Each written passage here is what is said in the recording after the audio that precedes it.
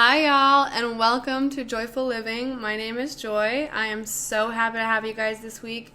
So sorry this is going to be released later than what it should have been. I was recovering from illness.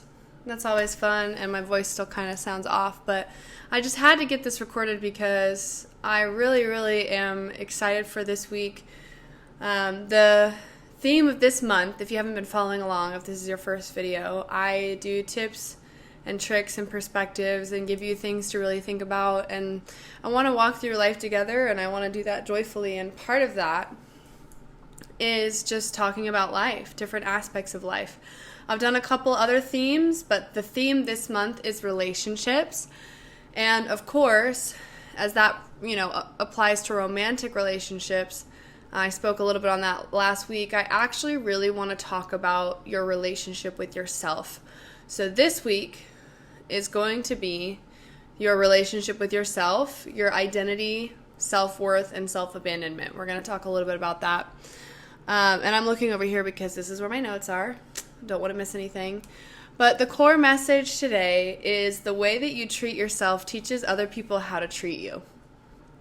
And I want to talk a little bit, I've talked about my story, but I really want to touch on you guys because I think in society as a whole, there's this big idea around romantic relationships and its importance, and then on the other side, you've got like self-care and really focusing on yourself.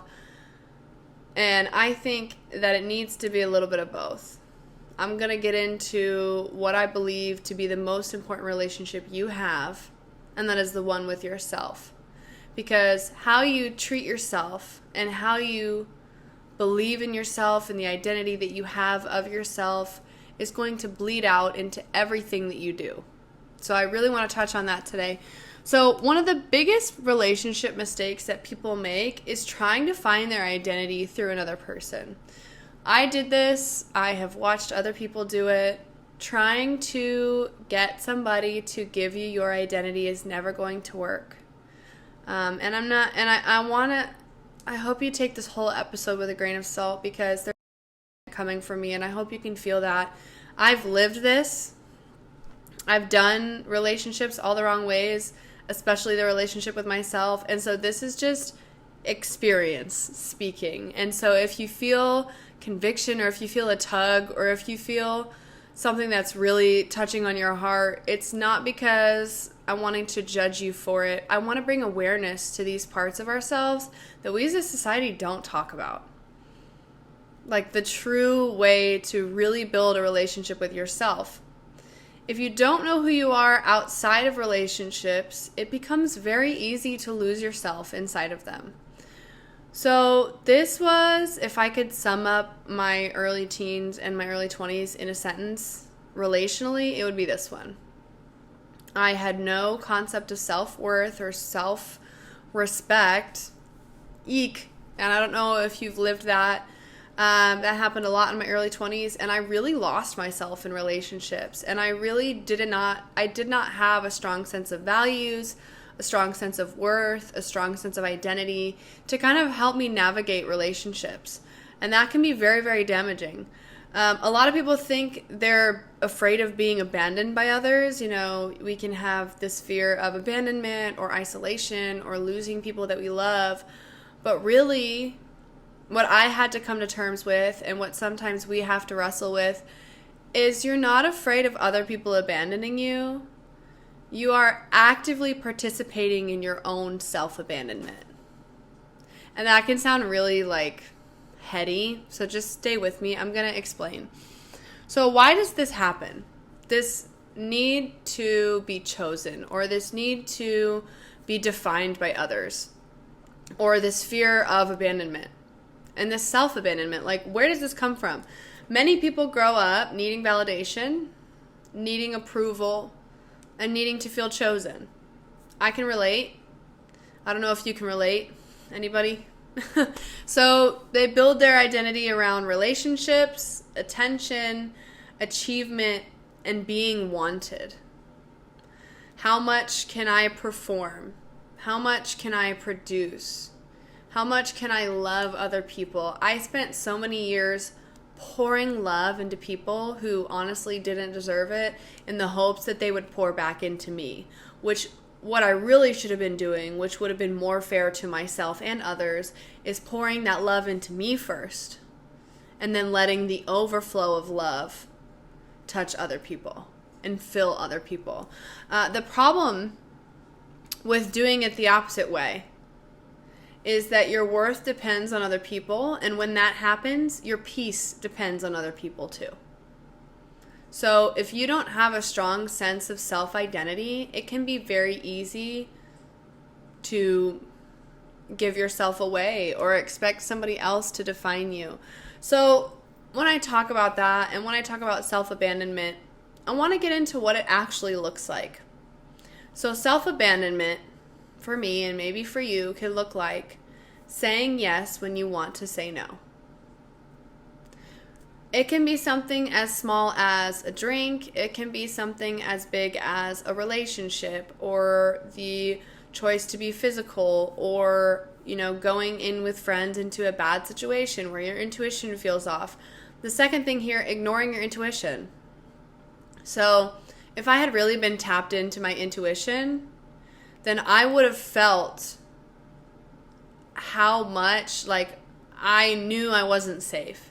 In my early 20s, I knew I was not putting myself in good situations. And ignoring your intuition and ignoring what you know, in the end, only leads to more harm. That's a way to self-abandon. So if you don't know about your intuition, there's ways you can grow it. But are you ignoring your intuition? Or are you shrinking yourself to be accepted?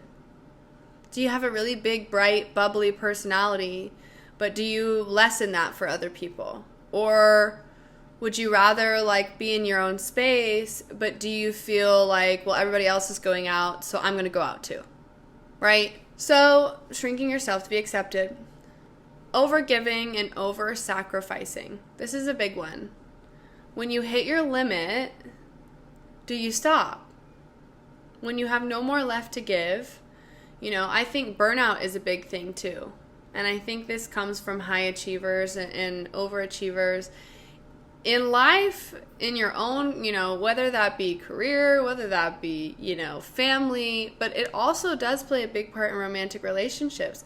Overgiving and over-sacrificing. There's a difference between pouring into others and being a giver and being a lover and wanting to love people and abandoning your needs and pushing past your limits and depleting yourself. Those are not the same things. And we shouldn't be getting medals for overgiving, right? It's not a badge of honor if you're exhausted and depleted and giving too much, right? Self-abandonment also looks like staying in relationships or environments you've already outgrown. If you feel stagnant, if you feel unloved, if you feel like you're not in an environment that cultivates what you want for yourself, it is abandoning yourself to stay at a certain point. And these are just things that I have experienced. These are the ways that I have done this. So everything I'm saying, I want you to take and I want you to apply it to your own life and see if it's something you're doing. Maybe you're not abandoning yourself at all. Maybe you have such a strong sense of self and center. And if you do, I'm very proud of you. It's always good to kind of recalibrate that, right? And kind of really see what you're doing and what you're giving and where you can take better care of yourself. Self-abandonment looks like prioritizing being chosen over being respected. What kind of behavior do you tolerate? What kind of relationships and men or women or, what have you, what are you tolerating in your life? Because one thing I know now, I don't need you to choose me. I don't need you to choose me. I need you to respect me first and foremost. And if there's no respect, we don't even need to be in the same room. There's nothing to talk about. Because I respect myself. I choose myself. I don't need that from you. Right? So, and the last thing that self-abandonment can look like is losing your voice or your standards and your boundaries just to keep people around. So, if you don't have a backbone, and I say this with so much love, because I didn't have a backbone. You're abandoning yourself. You have to be able to hold on to part of you. And like, this is sometimes a hard episode. And you know, listen to this when you're ready, but self-abandonment can actually be really dangerous. It can be dangerous because when you don't know yourself and when you don't have strong identity, you can tolerate things that you shouldn't tolerate. Going from things as small as mistreatment all the way up to abuse. Like anything along those things. You can ignore red flags. So whether it's knowing that somebody's not good for you, or seeing the bad in someone but settling because you just want to be chosen, or you want to be loved, or, you know, what have you. Settling for that almost love, right? Oh, it's good enough. Or, you know, I'm at a certain age, like I should be married by now. Or, like, oh, well, they're a good person. Babe, if you dated every good person, or if you let every good person have an opportunity, like, good is not enough. Okay, can we just agree in 2026, in this day and age, as women who can be independent and do everything and have a career, not that I want to forever, okay, but we deserve to have high standards and not settle. I'm not waiting for Jesus to come down into the clouds and marry me, but I'm not going to settle on a man who wants to be a father and a husband. A man who has faith. Like, those are things I'm not going to compromise on. Like, if we're not walking in the same direction, if we're not walking towards the same goals, I'm not going to go with you. I'm not going to disrespect you. I'm going to let you go on your way, but that's not for me. You know what I mean? Why are we settling for this almost love? Why are we settling for just good enough? Like, it's not good enough. It doesn't have to be. Right? It doesn't have to be. Ooh, I'm getting heated. But it's all love, right? And you confuse attention with love. So, I'm conventionally attractive. That's not something I'm saying. That's something I've heard from multiple people over years. Okay? I mean, you know thyself, but understand what you have. If I gave every single man who gave me attention, if I let them into my hemisphere, girl, like, no. Not all those men are good men. Definitely not all of them are good for me. Like, not all of them deserve to be in my space. Like, we are not on the same level. Like, no. Like, just because you pay attention to me and you notice my beauty, and that's for any woman or man, if you're a man watching this, like, this applies to both genders, but especially women, because say what you want about masculine and feminine. I'm a woman. I'm going to be feminine, and I'm going to expect to be pursued, because the masculine is the one that leads. The masculine is the one that's a hunter that chases. A man can pursue me, and I can politely tell him, like, you seem like a great guy, I'm just not interested. Right? But attention, like, confusing every single piece of attention for love, like, that sounds exhausting. And you don't have the space for that, right? Not everybody deserves to be in your hemisphere. And this big one, the last one of why it's so dangerous, is you become vulnerable to relationships that drain you instead of build you. I've dated people who quite literally sucked the life out of me. Like, quite literally, like, lost half my body weight. Like, ribs were showing, like, no curves, no body, nothing. Like, sucking the life out of me because I was giving that to them. And I was being drained instead of having standards and boundaries. Like, who you choose to date and marry in this life is one of the biggest and most important decisions that you can make, because that partner can either be in your corner, cheering you on, lifting you up, or literally draining your life force. And I wish I was being dramatic, but I'm not. And if you've been in a negative relationship, ladies and gentlemen, you know what I'm talking about. So, the real wake-up call, at some point you have to stop asking, why do people keep hurting me? Because it got to that point in my life. It gets to that point where it's like, why do I keep running into these horrible experiences? Like there's, I talked about this last week, but it's like, where are all the good men? Like, there's no good men. Like, it's all terrible. Like, the dating scene is terrible. And like, no, common denominator, babe. You are the common denominator. What are you allowing? What are you accepting in your hemisphere, right? You have to stop asking why people are hurting you, and you have to start asking, where am I disconnecting from myself? Where is what I'm wanting and what I'm getting? Like, what's the disconnect? What's not lining up? Because I promise you, in the middle is those standards and boundaries and that love that you refuse to give yourself that is stopping you from being able to hold a higher standard, right? I don't know if that made sense. We'll see. People can only pull you away from yourself if you're willing to leave yourself behind. That was a mouthful. Stay with me. People can only treat you in ways that you allow. So if I have a partner and we start dating and it's going really well, and then all of a sudden he starts getting verbally sideways or starts raising his voice, that's like testing the waters, right? They start testing the waters to see what they can get away with, men and women. Okay, this is not gender specific, but for me, I've dated men, so this is my experience with men. As soon as you start seeing those little red flags, he's raising his voice, he's trying to test me, that's when you go.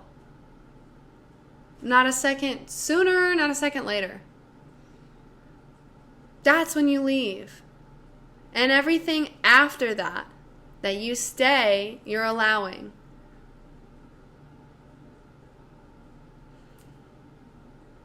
And I don't want that for you.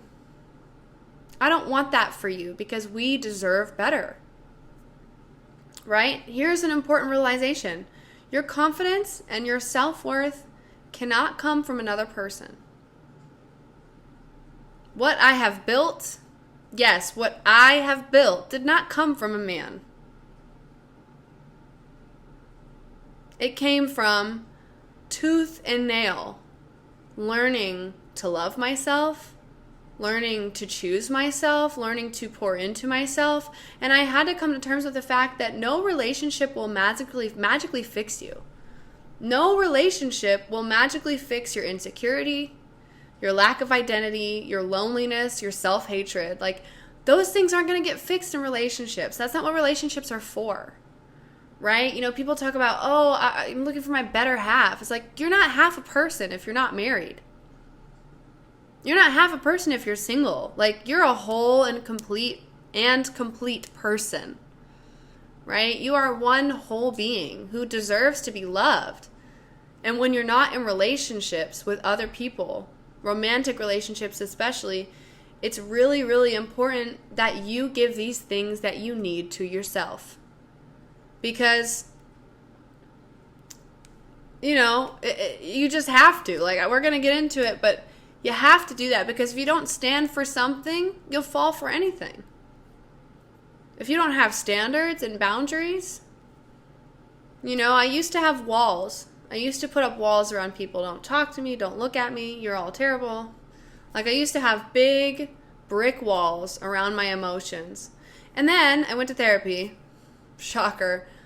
And I learned that walls can't really protect you, because they also close out the good. They close out connection. They close out that belonging that you so desperately want. I don't have walls anymore. I have gates and fences.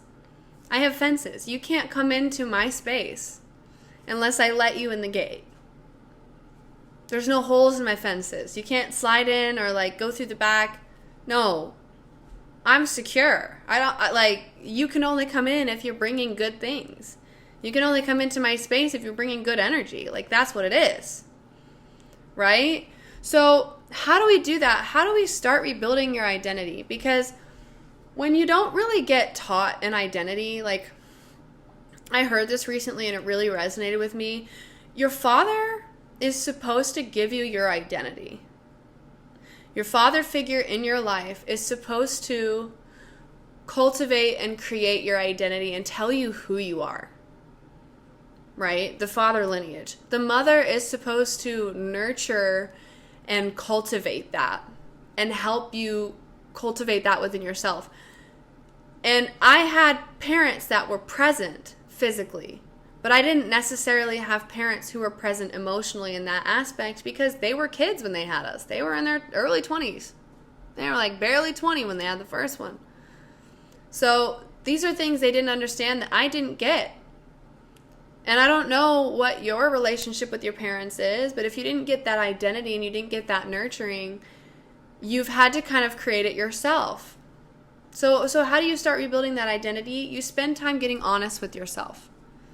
Spend time getting honest. Stop numbing or distracting yourself constantly or constantly being in relationships and slow down. Slow down. Slowing down was one of the hardest things for me to do because whenever I slowed down, all of my shortcomings and all of my worries and my fears caught up with me. And so I didn't like slowing down, but you have to slow down. Listen to your emotions instead of suppressing them. So I've always had really deep emotions. Like I've always been very aware of my emotions, but I used to let my emotions control me. And emotions aren't the directors of your life. Emotions are just awareness, right? So your emotions just bring up things for you to look at. Like if you're angry, like what boundaries are being crossed? What are you allowing in your life that maybe you shouldn't be allowing? Or if you're anxious, like where are you thinking about the future? What are you worrying about? You know, if you're sad, like what are you stuck in? Like your emotions are trying to tell you something. So gain that awareness. Ask yourself, what do I actually need?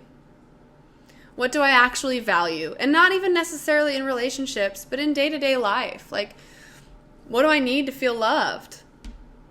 What do I value in connection? You know? What do I value in connection? What kind of life do I actually want?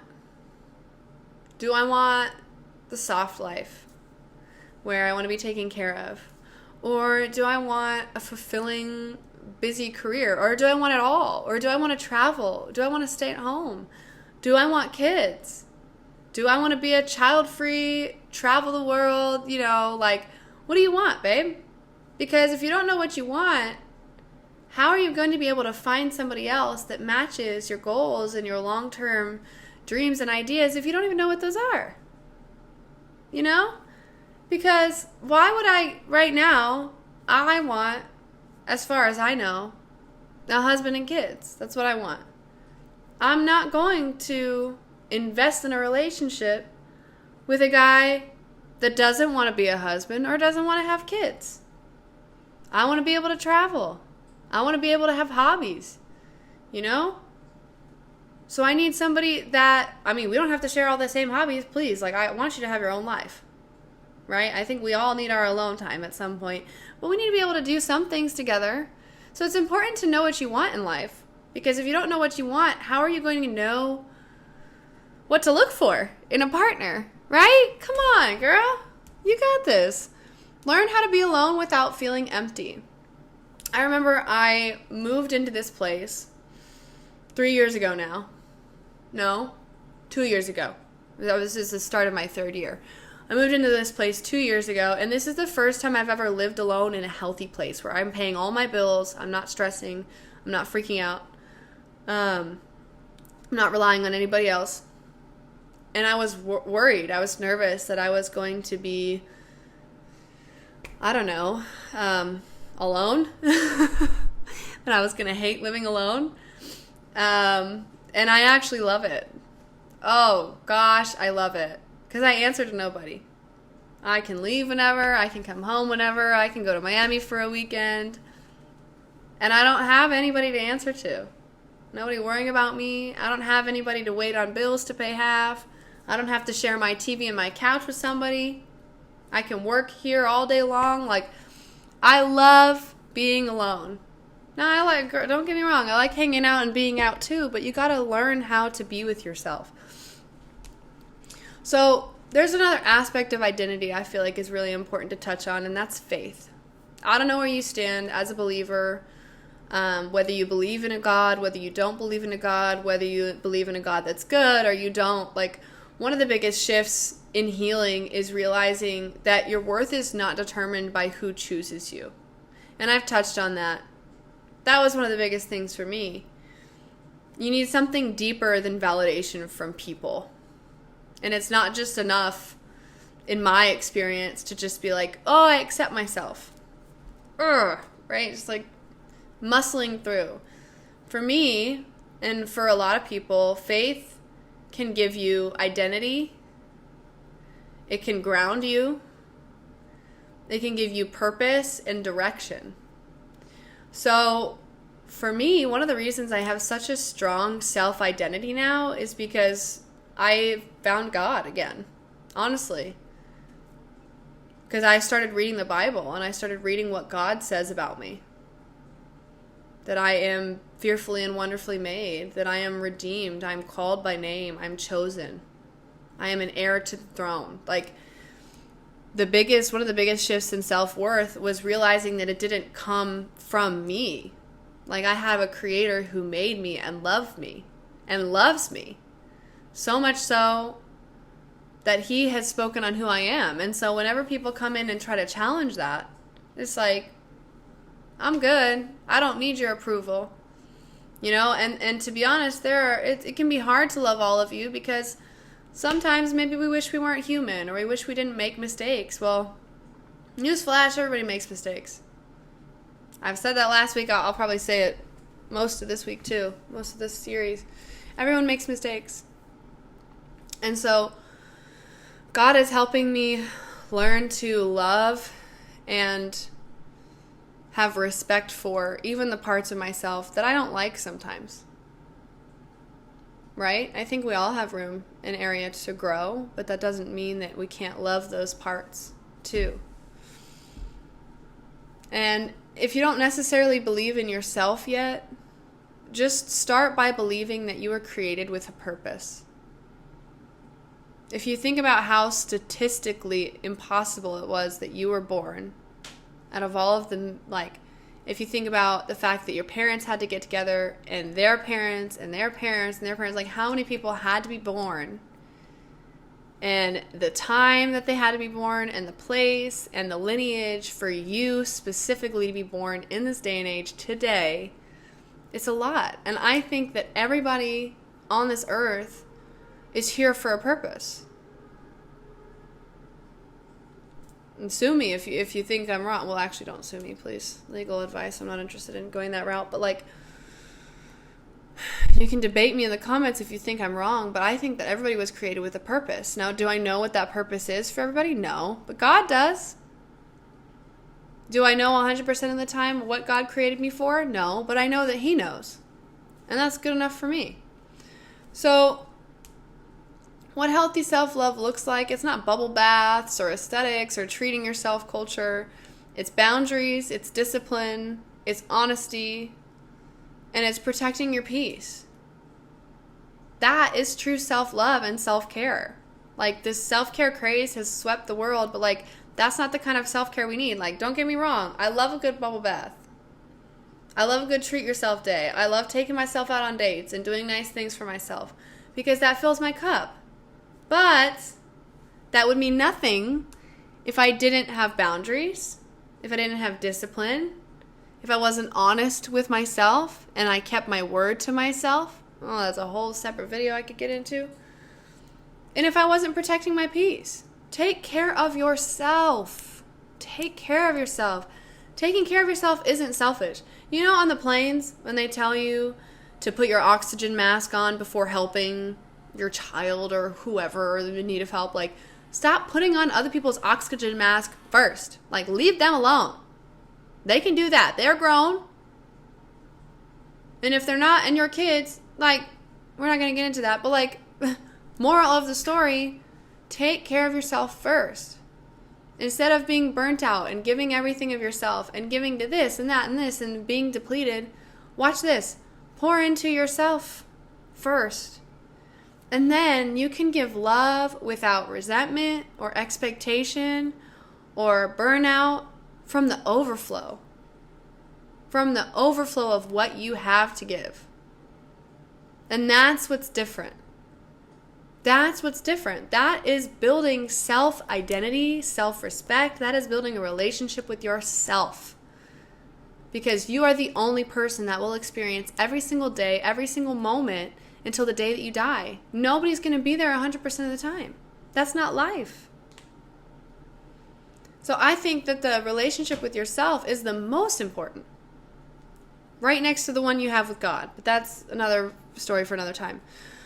So learn to treat yourself with the same care that you keep begging other people for. I say that with so much love. Stop asking other people to love you when you are not giving that same love to yourself.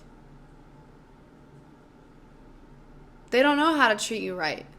They don't know how to love you correctly. Unless you teach them. Unless they see how you love you. You know?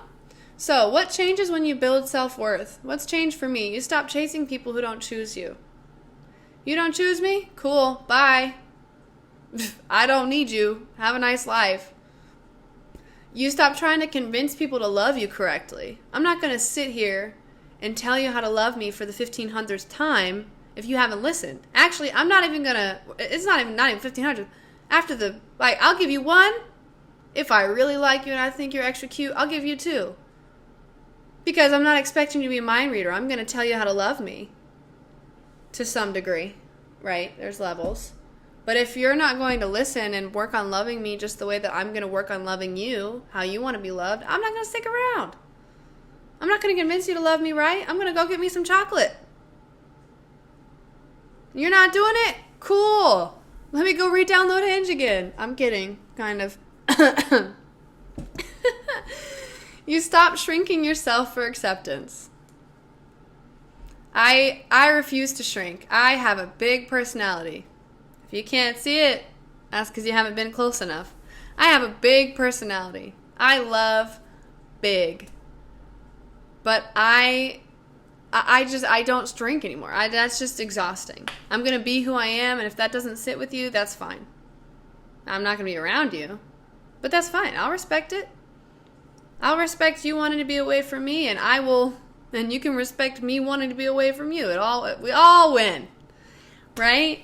You become more intentional. When you build self-worth, you get to become more intentional about who gets access to you, who you date, and who influences your life. That's a big one. Your environments are some of the most important, your environment is the most important thing. You have to be intentional about the kind of people you surround yourself with, especially in relationships. And you start choosing alignment over attention.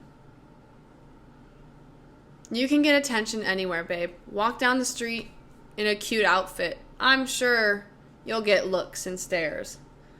Go down, it's like you can get attention anywhere. Attention is cheap and fleeting.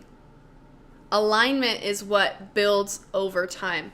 So my message to you guys as we're closing out is that if you've never built a strong sense of identity growing up, it's your responsibility to build one now. And it's really, really important. Stop waiting for other people to tell you who you are. That's not their job. People should not have that kind of power over you. Ask yourself, where am I abandoning myself? Am I saying yes when I mean no? Am I shrinking? What patterns keep repeating in my life? What kind of men or women am I attracting in my dating scene? What kind of problems and issues keep coming up I just can't seem to get away from, right? And what do I actually need right now? What do I actually need? Do I need a season to step back from the dating scene? Do I need to start dating intentionally? Do I need to spend time pouring into myself? What do you need? Start taking yourself seriously. You can do that, and you can aid that by making and keeping promises. Not just making promises to yourself, but keeping those promises too. Start learning about yourself and who you are, your preferences, what you like to do, what fills you up, your hobbies, the things that make you feel fulfilled, the things that bring you joy. Cheesy. And start choosing yourself.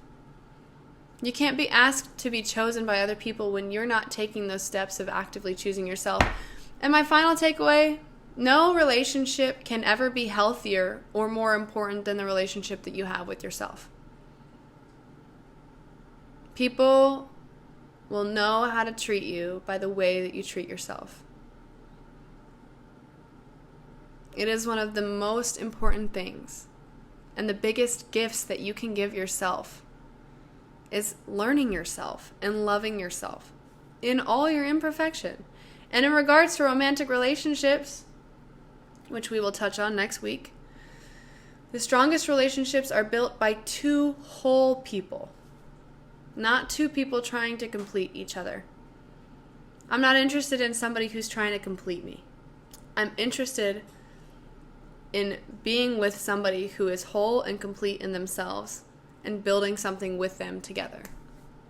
Right? That's what I want to talk about. That's what I want to share with you today. Thank you guys so much. This might have been a little long. I have no idea. But I do know that this can be such a powerful turn of events for you.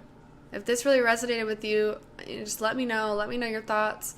Any comments you have down below. And we will talk. We will be back next week. It will be on Monday. Pinky swear. Ooh, y'all, I'm still recovering from this illness. We will be back next week with the ideal partner outline. I want to get you guys some things on how to really figure out who you want in your circle. So thank you guys for having me. I'm so glad that we get to work on doing this life and living joyfully. And I'm so grateful that we get to do it together. I will see you guys next time.